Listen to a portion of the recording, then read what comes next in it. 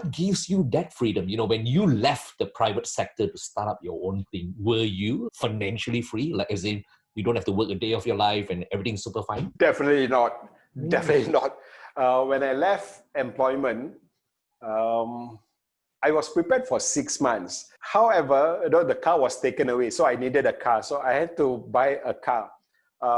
It was a 15,000 ringgit car that I took on loan. Even the banker laughed. With your salary, you're taking a 15,000 ringgit loan for 3 years. So we had that. My first business was Punjabi suit, so I had to pay money for the Punjabi suit.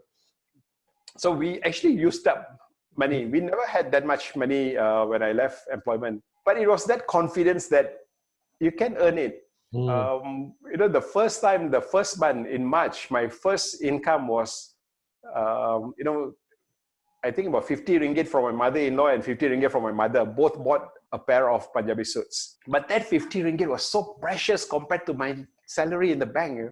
It was the money that came from my own business. Then it became 1,000 a month. I think on the third month, we had one training program for 3,000 ringgit. The freedom that I look at is more the freedom of mind, your freedom of time.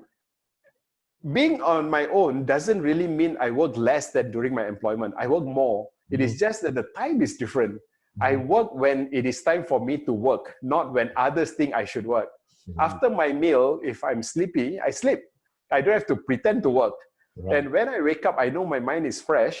I can work double hard. Monday blues. Why bother? Work on Tuesdays then. Monday is your new Sunday. It's that freedom that you have. In terms of cash, when we started, it was a concern. But knowing that you can get it was easy. But today we reach a stage where we are financially free. The children are done, okay? But I can tell you the money in the bank is not as much fun as the joy of giving again. And you continue questioning how much should you have in the bank. It doesn't stop. I can tell you it doesn't stop. I just asked that question yesterday in LinkedIn. We work hard towards a comfortable life. Yes. But the moment we reach that comfortable life, we are never comfortable. Somebody will tell us, play a bigger game. Somebody will say, no, you should have a bigger dream. The journey never ends.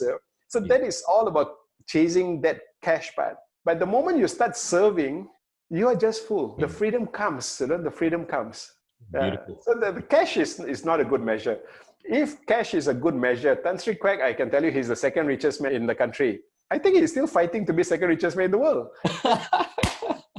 The money journey will never stop, and we will never find peace in a money kind of measurement. The better measurement may be on the freedom of choices that you have.